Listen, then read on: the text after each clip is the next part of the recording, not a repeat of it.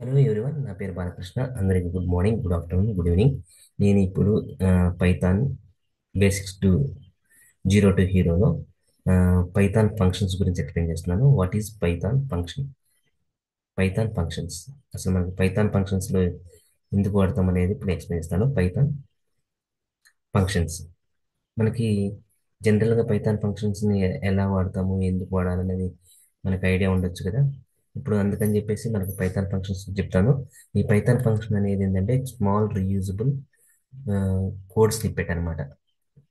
దీన్ని మనం ఎక్కడైనా సరే, ఎప్పుడైనా సరే, ఎలాగైనా సరే మనకు కావాల్సిన విధంగా మన ప్రోగ్రామింగ్లో వాడుకోవచ్చు. అందుకని చెప్పేసి మనకు పైథాన్ ఫంక్షన్స్ అనేది చాలా చాలా ఇంపార్టెంట్ రోల్ ప్లే చేస్తాయి ఇక్కడ మన ప్రోగ్రామింగ్ లాంగ్వేజ్లో. Python function is a black of statements that return the specific task. అది ఒక స్పెసిఫిక్ టాస్క్ మాత్రమే రిటర్న్ చేస్తుంది. ఇప్పుడు ఇక్కడ ఏంటంటే కామన్లీ ఎందుకు వాడతామంటే code reusability and then increase code reusability purpose మాత్రమే మనం ఈ పైథాన్ ఫంక్షన్ వాడతాం. అసలు పైథాన్ ఫంక్షన్స్ని ఎలా డిక్లేర్ చేస్తామంటే, ఇప్పుడు డిఎఫ్ అనే కీవర్డ్ ఉండాలి, తర్వాత ఫంక్షన్ నేమ్ ఉండాలి, తర్వాత ఇలా బ్రాకెట్స్ ఉండాలి, తర్వాత కోలన్తో ఎండ్ చేయాలి. This is the function definition అనమాట. డిఈఎఫ్ అనేది ఏంటంటే కీవర్డ్, ఇది function name of that function name. తర్వాత ఇక్కడ ఏం చేయాలి, పెరాన్సిస్ ఉండాలి. ఈ పెరాన్సిస్ ఏం చేయాలి, పారామీటర్స్ని కానీ పారామీటర్స్ ఆర్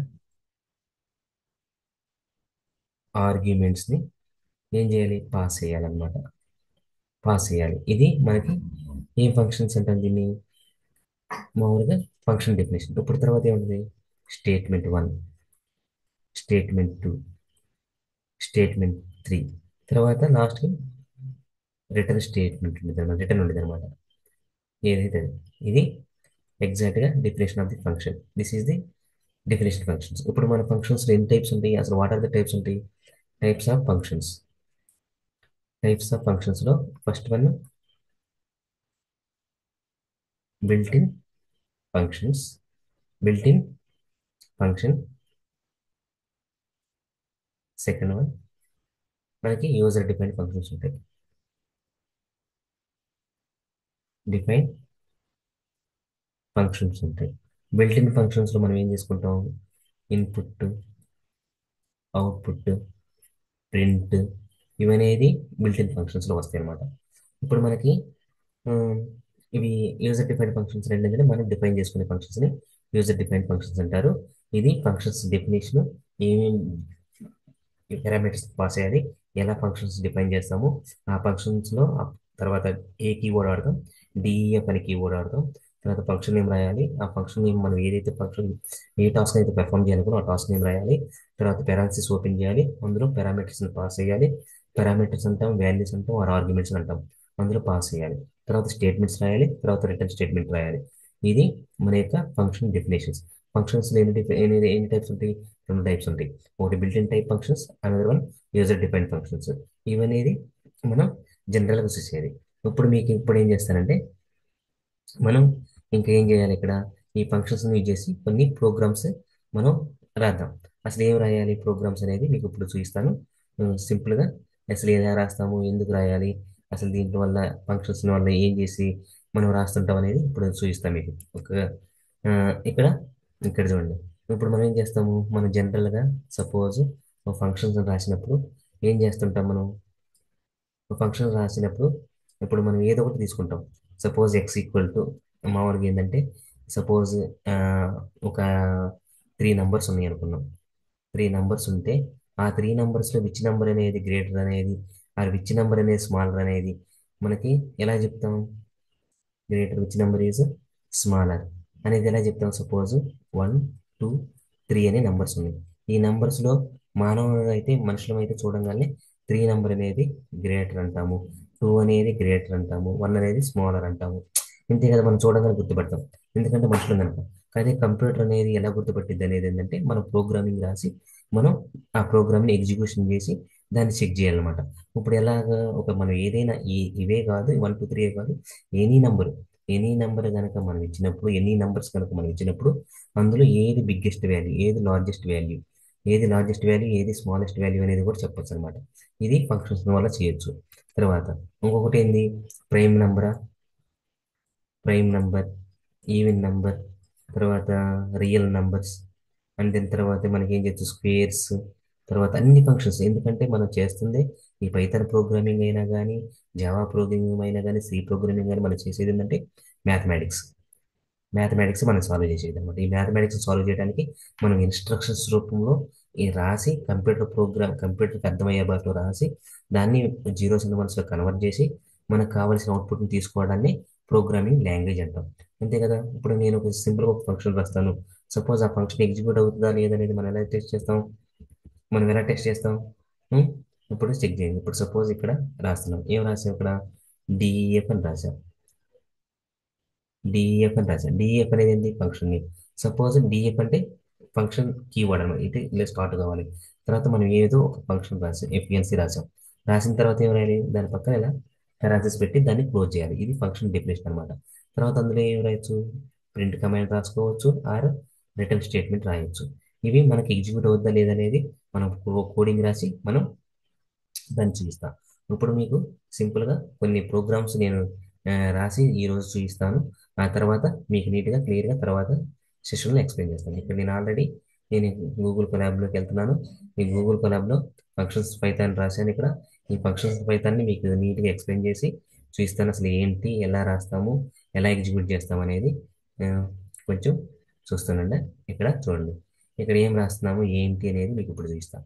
ఇప్పుడు ఇక్కడ నేను మ్యాక్సిమం ఒక 3 నెంబర్స్ లిస్ట్ కానీ ఏదో ఒక తీసుకొని అందులో మనకి ఆ, అది ఎలా వర్క్ అవుతుంది, ఎలా చూస్తాం అనేది ఇప్పుడు ఎక్స్ప్లెయిన్ చేస్తాను.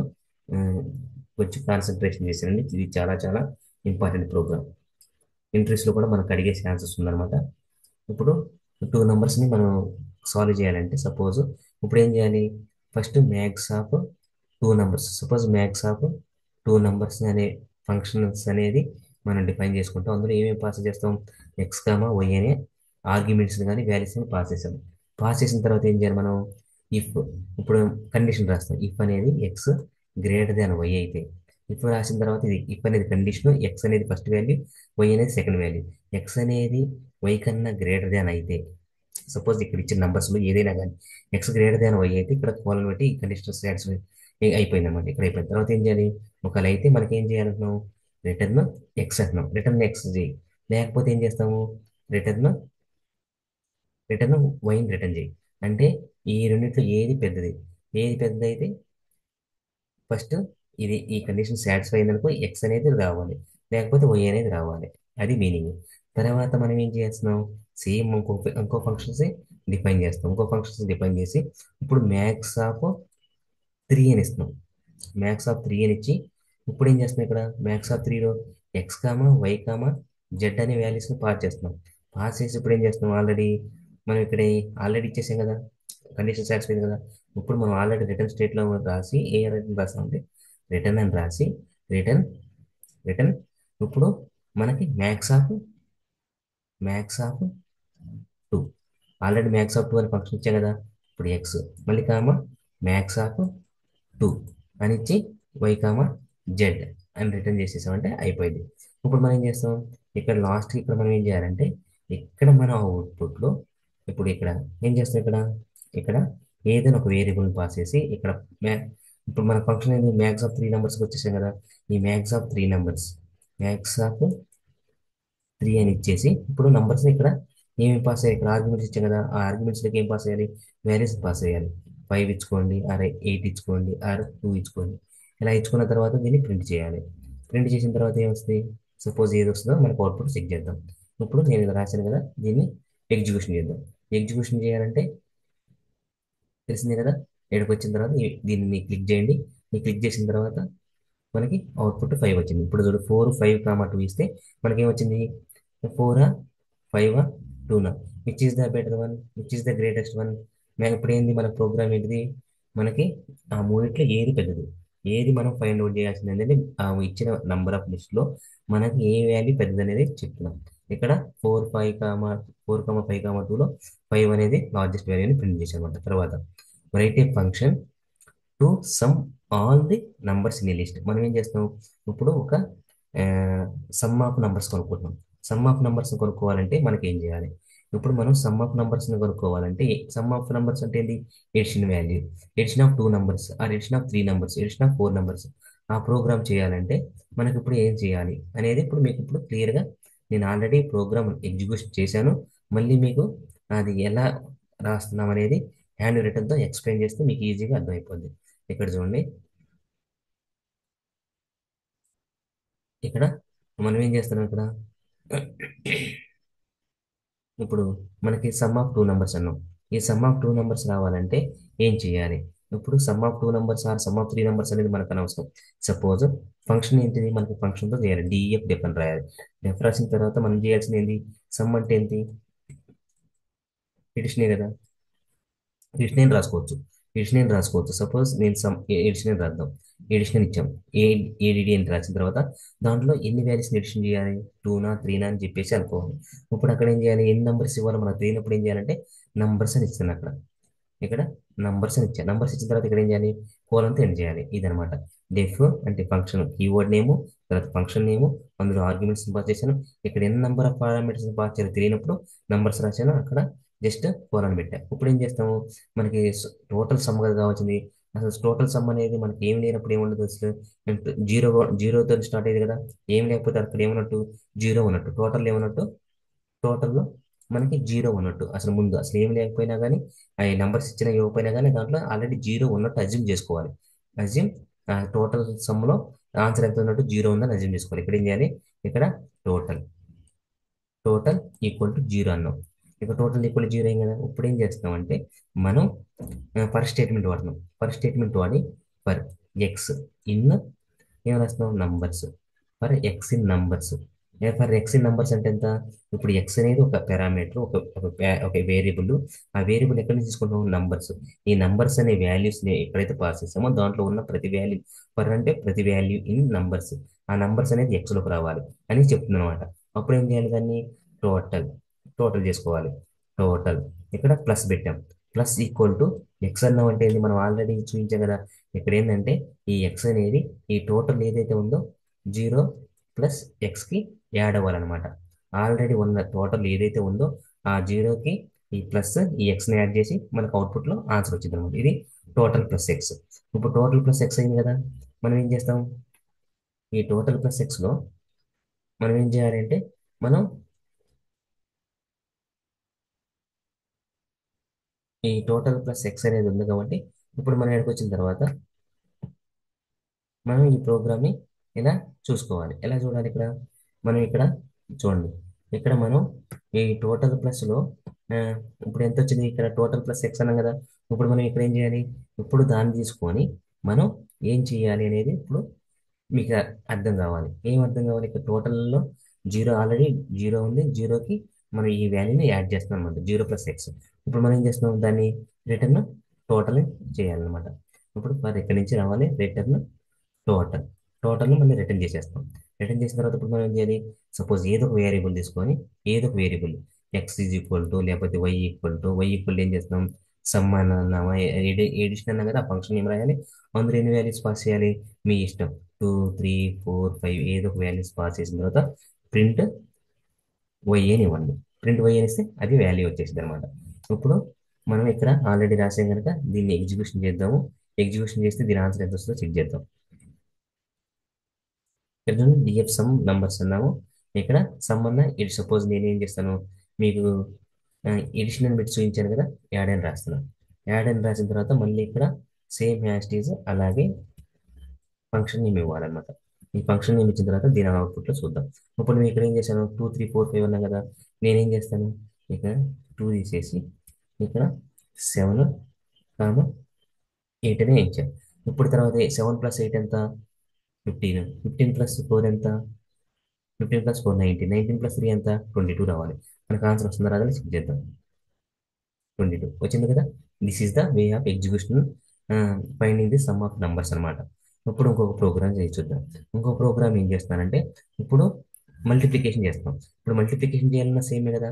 ఇక్కడ సేమ్ అదే నెంబర్లో ఇప్పుడు మనం ఏం చేస్తామంటే ఒకే ఒక లాజిక్ చేంజ్ చేసేది ఏంటంటే మల్టిప్లికేషన్ని, ఈ మల్టిప్లికేషన్ చేయాలి అంటే మనకు ఒకే ఒక లాజిక్, ఏం లేదు. ఇక్కడ జస్ట్ మనం ఇక్కడ సేమ్ అదే అదే లాజిక్ రెండే రెండు మోడిఫికేషన్ చేయాలి. ఆ మోడిఫికేషన్ ఏంటంటే చూపిస్తే ఇక్కడ. ఇప్పుడు మనం చూడండి, ఇక్కడ ఏం చేస్తున్నామంటే ఇక్కడ డీప్ అని రాసిన తర్వాత ఇక్కడ మల్టీప్లై అని రాస్తాం. మల్టిప్లై అని రాసి numbers same as it is. ఇక్కడ ఏం చేస్తున్నాం, ఇక్కడ ఈ ప్లస్ను కాస్త యాస్ట్రిక్ సింబల్తో చేస్తున్నాం అనమాట.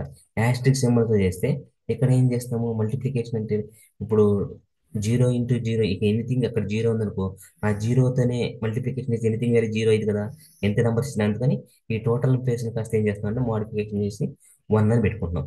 ఆ 1 ఇంటూ ఎనీథింగ్ అనేది 1 మనకు అవుట్పుట్ వస్తూ ఉంది కదా, అందుకని చెప్పేసి ఇక్కడ ఎడిషన్ చేస్తున్నప్పుడు టోటల్ జీరో పెట్టాలి, ఇక్కడ ఎడిషన్ పెట్టాలి సేమ్ యాజ్ ఇట్. ఇక్కడ టోటల్ 1 ప్లస్ జీరో, ఇక్కడ ప్లస్ పెట్టి మిగతా వాల్యూస్ని కాల్ చేసుకోండి సేమ్ అంతే, ఇక్కడ అంతే ఫంక్షన్. ఇప్పుడు మనం ఏం చేస్తాం, ఇక్కడ టోటల్లో ఇప్పుడు ఆల్రెడీ ఉంది 1 ఇంటూ ఎక్స్.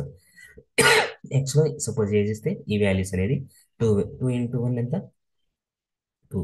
తర్వాత ఏం రావాలి, 3 ఇంటూ అంతా ఇప్పుడు అంతా అన్ని నెంబర్స్ కదా. ఇప్పుడు ఇక్కడ ఆల్రెడీ 3 ఉంది, ఎక్స్లో ఆల్రెడీ ఎంత ఉంది 2 ఉంది. 3 ఇంటూ 2 ఎంత 6. తర్వాత 6 ఇంటూ 4 24. అలా అన్ని మల్టిప్లికేషన్ చేసి మనకు ఆన్సర్ ఇస్తుంది అనమాట. అది మన ప్రోగ్రామ్ ఇక్కడ. ఇప్పుడు చూడండి, ఇక్కడ మామూలుగా వేస్తే 1 2 3 ఎంత 1 ఇంటూ 2. సపోజ్ ఇక్కడ చూడండి, ఇక్కడ ఆల్రెడీ 1 2 ఇచ్చాము, 3 ఇచ్చాము, 4 ఇచ్చాము. 1 ఇంటూ 2 2, 2 ఇంటూ 3 6, 6 ఇంటూ 4 24 రావాలి. అలా కాకుండా ఇది 24 వచ్చింది మనకు ఆల్రెడీ ఆన్సర్. మనం ఏం చేద్దాం, ఇక్కడ సపోజ్ మనకు ఆల్రెడీ అక్కడ ఉంది కాబట్టి 6 7 8 9 ఇద్దాం. 6 7 8 9 ఇచ్చామంటే ఇప్పుడు మనకి ఎంత రావాలి, 6 7s రావాలి. వచ్చిన ఆన్సర్ దీన్ని మల్టిప్లై చేయాలి, మల్టిప్లై చేసి ఇది వచ్చింది అనమాట. ఇప్పుడు ఇక్కడ ఎంత వస్తుంది అనేది ఇప్పుడు మీరు చెక్ చేద్దాం. ఇది క్యాలిక్యులేషన్ చేసే పద్ధతి అనమాట. ఎలా చేస్తామంటే చూడండి, ఇక్కడ 7 7 8 9 6 ఇద్దాం. 6 ఇచ్చిన తర్వాత మనకు అవుట్పుట్ చూస్తే పెద్ద లాంగ్ ఆన్సర్ రావాలి. చూడండి, 3034 వచ్చింది అనమాట. 3024, దిస్ ఈజ్ ద ఆన్సర్. ఇలాగా మనకి క్యాలిక్యులేషన్ చేయాలి. మీకు ఇంకేమైనా డౌట్స్ ఉంటే ఇంకా నీట్గా, ఇంకా పైథాన్ ఫంక్షన్స్ ప్రోగ్రామింగ్లో ఎలాంటి క్వశ్చన్స్ ఉన్నా కానీ చిన్న చిన్న ఫంక్షన్స్ నుంచి మొత్తం మల్టిపుల్ ఫంక్షన్స్ దాకా నీట్గా ఇంట్రెస్ట్ క్వశ్చన్లో అడిగే క్వశ్చన్స్ కూడా మీకు నీట్గా క్లియర్గా ఎక్స్ప్లెయిన్ చేస్తాను. ఈ ఛానల్లో కంటెంట్ కనుక నచ్చితే లైక్ చేయండి, షేర్ చేయండి, సబ్స్క్రైబ్ చేయండి. ఈ సెషన్ ఇంతటితో క్లోజ్ చేస్తున్నాను. మీకు ఇంకా ఏమైనా అర్థం కాకపోతే నాకు కమెంట్ రూపంలో తెలియజేయండి. మీకు ఏదైనా క్వశ్చన్ వచ్చినా కానీ ఆ క్వశ్చన్ నాకు కమెంట్ రూపంలో తెలియజేయండి. ఆ క్వశ్చన్కి ఆన్సర్ సాల్వ్ చేద్దాము లైవ్గా. ఇంకా మరింత ఇన్ఫర్మేషన్ కోసం నా ఛానల్ ఫాలో కండి. ఈచ్ అండ్ ఎవ్రీథింగ్ క్లియర్గా నీట్గా తెలుగులో ఎక్స్ప్లెయిన్ చేస్తాను. ఇది జీరో టు హీరో అనే కాన్సెప్ట్కి మీకు న్యాయం చేస్తానని నేను భావిస్తున్నాను. ఇంకా సైన్గా బాలకృష్ణ వచ్చడం. Bye bye, take care, good night.